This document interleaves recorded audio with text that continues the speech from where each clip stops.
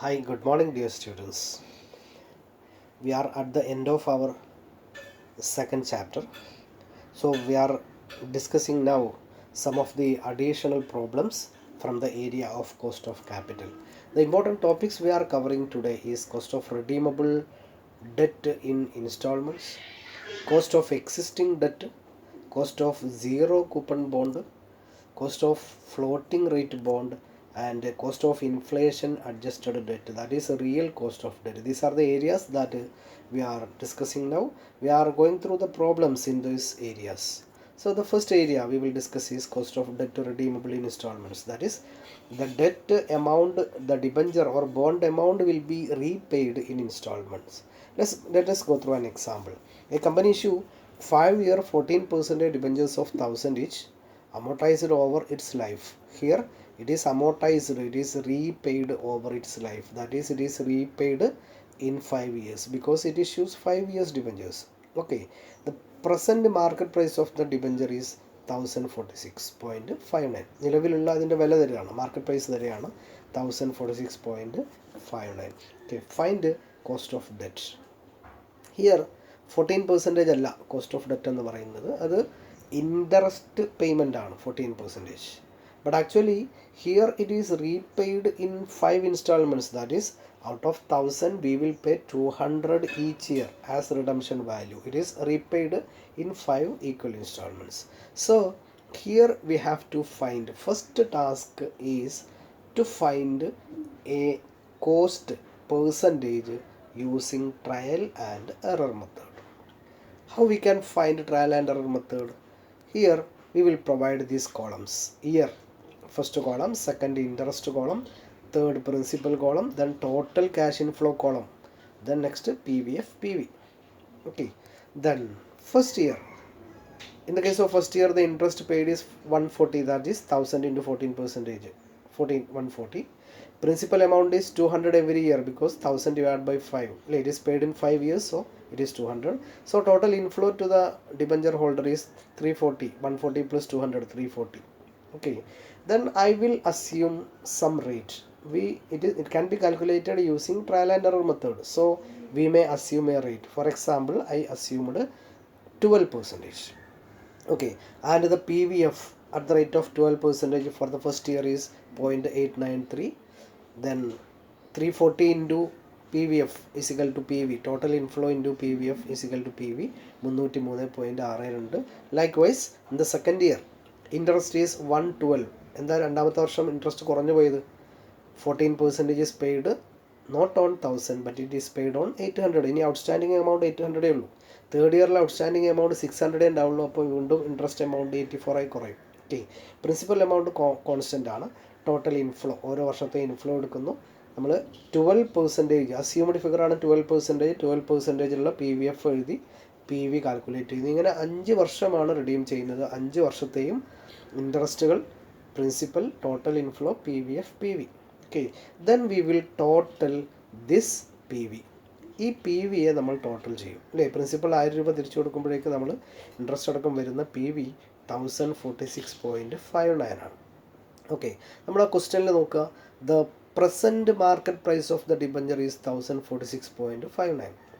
നിലവിലുള്ള market price 1046.59 ആണ്. നമുക്കിപ്പോൾ കിട്ടിയ PVയും 1046.59 ആണ്. അതിൻ്റെ അർത്ഥം നമ്മൾ അസ്യൂം ചെയ്ത PVFന് വേണ്ടി എടുത്ത 12% റേറ്റ് റൈറ്റ് ആണെന്നുള്ളതാണ്. സോ ഇവിടെ നമ്മൾ കോസ്റ്റ് എത്രയായിട്ടാണ് അസ്യൂം ചെയ്യുക?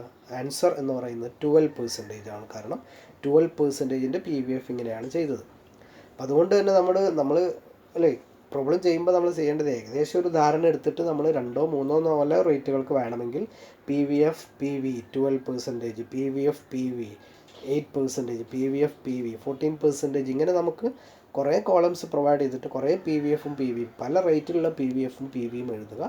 എന്നിട്ട് ടോട്ടൽ ചെയ്ത് നോക്കുക. ടോട്ടൽ PV നമ്മുടെ ഈ മാർക്കറ്റ് പ്രൈസിന് തുല്യമാകുന്നത് വരെ ചെയ്ത് നോക്കുക.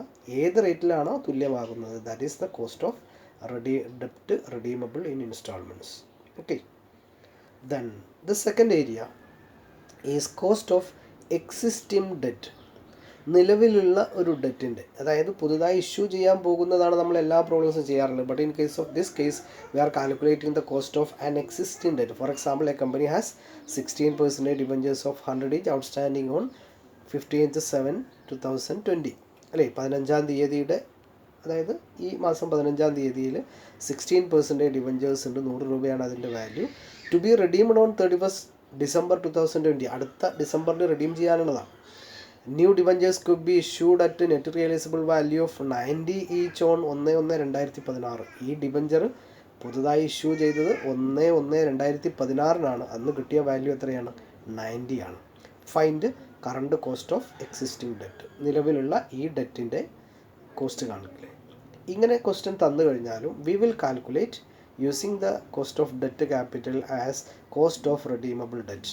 നമുക്കതിൻ്റെ ഇക്വേഷൻ അറിയാം. KDB = 1 + I + 1/n × RV - NP all divided by 1/2 × RV + NP × 100. എല്ലാ ഡീറ്റെയിൽസും ഇതിൽ അവൈലബിൾ ആണ്. For example, KDB = I here ഈ 16% ഓഫ് 100, ദാറ്റ് ഈസ് 16, 16 രൂപയാണ്, പ്ലസ് 1/n. n എന്ന് പറയുമ്പോൾ റെഡീമബിൾ ആഫ്റ്റർ എത്ര വർഷമാണ് നമുക്കറിയാം. 1/1/2016 ഇഷ്യൂ ചെയ്ത് 16, 17, 18, 19, 20 അല്ലേ, ഡിസംബർ 31 റിഡീം ചെയ്യുന്നത്. അപ്പോൾ 5 ഇയേഴ്സാണ് ഇതിൻ്റെ life. Divide by 5 into RV redemption value എത്ര തന്നെയാണ്? ഡിബഞ്ചർ റിഡീം ചെയ്യുന്നത് 100 രൂപയ്ക്ക് തന്നെയാണ്, വേറെ ഒന്നും പറഞ്ഞിട്ടില്ല. അപ്പോൾ ഫേസ് വാല്യൂ തന്നെയാണ്. മൈനസ് NMP അല്ലേ, നെറ്റ് പ്രൊസീഡ്സ് നമ്മൾ പറഞ്ഞു. നെറ്റ് റിയലൈസബിൾ വാല്യൂ 90ക്കാണ് ഇഷ്യൂ ചെയ്തത്. So 90 divided by 1/2 into 100 + 90 × 100. നമ്മൾ സാധാരണ ചെയ്ത ഇക്വേഷൻ തന്നെയാണ്. സോ നമ്മളത് അല്ലേ സിംപ്ലിഫൈ ചെയ്ത് വരുമ്പോൾ 16 + 2 divide by 95, that is 18 divide by 95 × 100, that is 18.94% അല്ലേ. 18.94% ആണ് നമ്മുടെ കോസ്റ്റ് ഓഫ് എക്സിസ്റ്റിംഗ് ഡെറ്റ്. ഇത് നമ്മൾ സാധാരണ ചെയ്ത സെയിം ഇക്വേഷൻ തന്നെയാണ് ഉപയോഗിക്കുന്നത്. Then the third case is cost of zero coupon bond. Zero coupon bond പ്രത്യേകം നമുക്കറിയാം. ഇൻട്രസ്റ്റ് ഇല്ലാത്ത ബോണ്ടുകളാണ് സീറോ കൂപ്പൺ ബോണ്ട് എന്ന് പറയുന്നത്. Here C limited issued redeemable zero coupon bond of ₹100 each അല്ലേ, 100 രൂപയുടെ ബോണ്ടാണ്. At a price of 60 each. Issue ചെയ്യുന്നത് 60 രൂപക്കാണ്. Repayable at the end of 4th year, 4ാമത്തെ വർഷമാണ് റീപേ ചെയ്യുക. 4ാമത്തെ വർഷം എത്ര രൂപ കിട്ടും? 100 രൂപ കിട്ടും. അപ്പോൾ 60 രൂപയ്ക്ക് ഇഷ്യൂ ചെയ്ത് 4ാമത്തെ വർഷം 100 രൂപ കിട്ടും. Okay, find cost of debt. Cost of debt calculate ചെയ്യും. അപ്പോൾ ഇവിടെ ക്യാഷ് ഔട്ട്ഫ്ലോ എന്ന് പറയുന്നത് എത്രയാണ്? 60 രൂപയാണ്. 60 രൂപക്കാണ് ബോണ്ട് വാങ്ങിയത്. ക്യാഷ് ഇൻഫ്ലോ എന്ന് പറയുന്നത് 4ാമത്തെ വർഷം 100 രൂപയാണ്. അപ്പോൾ നമുക്ക് ചെയ്യേണ്ടത് ഇവിടെയും നമ്മൾ ഒരു റേറ്റ് അസ്യൂം ചെയ്തുകൊണ്ട് PVF എടുക്കണം. ഫോർ എക്സാമ്പിൾ, നമ്മൾ ഏത് റേറ്റിലും അസ്യൂം ചെയ്യാം. നമ്മൾ ചെയ്യേണ്ടത് ഒരു 10% അസ്യൂം ചെയ്യുമെങ്കിൽ 10%-ത്തിലുള്ള 4ാമത്തെ വർഷം അല്ലേ, 4ാമത്തെ വർഷം റിഡീം ചെയ്യുന്നു, 4ാമത്തെ വർഷത്തിലുള്ള PVF എടുക്കുക, അതിന് 100 കൊണ്ട് മൾട്ടിപ്ലൈ ചെയ്യാം. അങ്ങനെ മൾട്ടിപ്ലൈ ചെയ്ത് 60 കിട്ടുമെന്ന് നോക്കുക. കറക്റ്റ് 60 കിട്ടുകയാണെങ്കിൽ ഏത് റേറ്റിൻ്റെ PVF ആണോ എടുത്തത് ആ റേറ്റിനെയാണ് നമ്മൾ എന്തെന്ന് പറയുക? കോസ്റ്റ് ഓഫ് ഡെറ്റ് എന്ന് പറയുന്നത്. ഓക്കെ, അപ്പോൾ ഇവിടെ cash outflow 60, cash inflow 100 at the end of 4th year. Okay, so find PVF in 4th year resulting in PV 60. PV 60 ആകുന്ന തരത്തിൽ നമ്മൾ 4ാമത്തെ വർഷത്തെ PVF. ഇപ്പോൾ ജസ്റ്റ് കാൽക്കുലേറ്ററിൽ ഇങ്ങനെ അടിച്ചടിച്ച് നോക്കുക. നമ്മൾ സിംപ്ലി 100 ഇൻറ്റു PVF അടിക്കുക, 60 കിട്ടുന്നുണ്ടോ എന്ന് നോക്കുക. ഞാൻ ഇവിടെ 1-2 ട്രൈ ചെയ്തിട്ടുണ്ട്. Okay, PVF at the rate of 14 എടുത്തു, 14% എടുത്തു.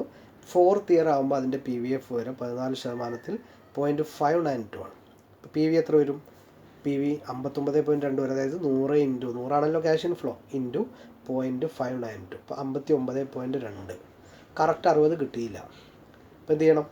അടുത്ത റേറ്റ് എടുത്തു. ഓക്കെ, അടുത്തൊരു ലോവർ റേറ്റ് എടുത്തു, 12% PVF എടുത്തു. 12% PVF എടുത്തപ്പോൾ 12% PVF 0.636 ആണ്. സോ PV വരിക 63.60, 60ൻ്റെ മുകളിലായി. അപ്പോൾ കറക്റ്റ് 60 കിട്ടുന്നില്ല. അങ്ങനെയാണെങ്കിൽ നമ്മൾ എന്ത് ചെയ്യും? 2 റേറ്റുകളായി ഇവിടെ അല്ലേ, ഒന്ന് 12, ഒന്ന് 14, 2 PVFകളുമായി അല്ലേ, ഒന്ന് 59.2, മറ്റൊന്ന് 63.60. നമ്മൾ ABCD കിട്ടിക്കഴിഞ്ഞു.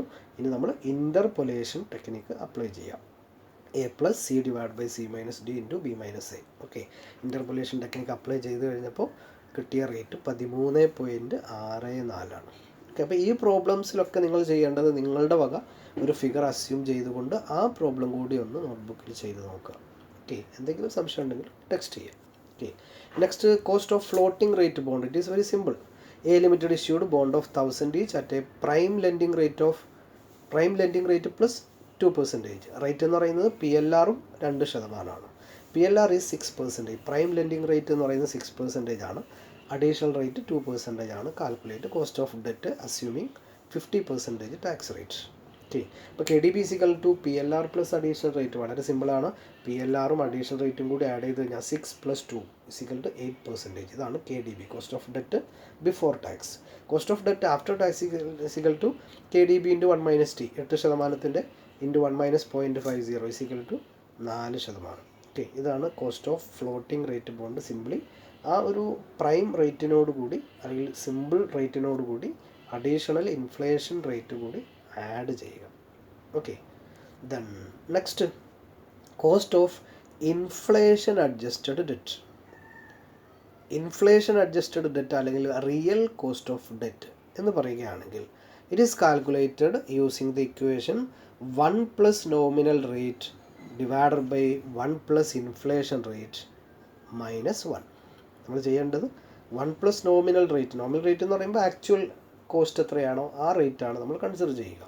Divide by 1 + inflation rate. Inflation റേറ്റും തന്നിട്ടുണ്ടായിരിക്കും. ഓക്കെ, അപ്പോൾ 1 + nominal rate divide by 1 + inflation rate -1. മൊത്തം കിട്ടിയതിൽ നിന്ന് 1 ലെസ് ചെയ്യണം.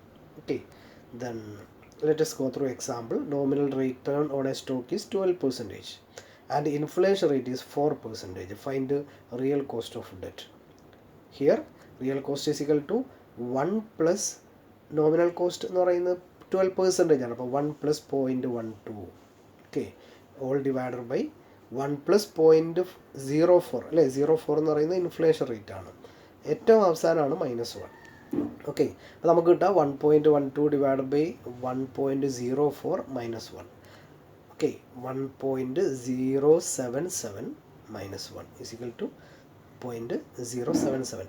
0.007 എന്ന് പറഞ്ഞാൽ 0.77 എന്ന് പറയുമ്പോൾ 7.7%. അപ്പോൾ inflation adjusted cost of debt here is 7.7%.